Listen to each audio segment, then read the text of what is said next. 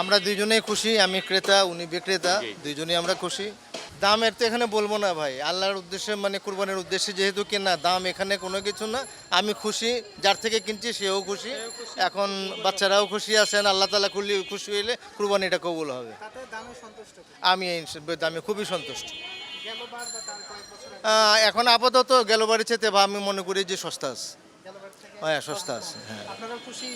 অবশ্যই অবশ্যই, বললাম তো, মানে আল্লাহ সন্তুষ্ট হইলে হয়। জি, অনেক সময় বাকি আছে, কিন্তু যেই বাজেট ছিল ওই অনুযায়ী পেয়ে গেছি, তো অবশ্যই নিব।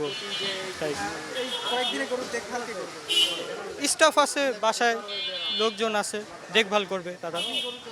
জি, আমি করব, অবশ্যই করব, যেহেতু কোরবানির উদ্দেশ্যে নিছি, পালার একটা মায়ার একটা বিষয় আছে অবশ্যই।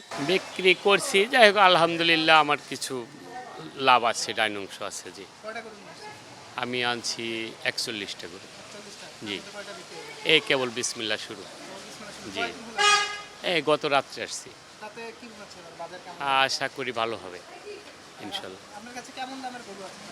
আমার কাছে সর্বোচ্চ দামের আছে 1,40,45, আর সর্বনিচে 50 পর্যন্ত আছে। 50 পর্যন্ত গরু। জি, জি। গরুর কোনো ভিন্ন নামের কোনো গরু আছে কিনা? না না না না, আমার সব দেশি গরু। সব দেশি গরু। জি, কোথা থেকে নিয়ে আসেন? ফরিদপুর থেকে, সদরপুর থানা, হাট কৃষ্ণপুর ইউনিয়ন।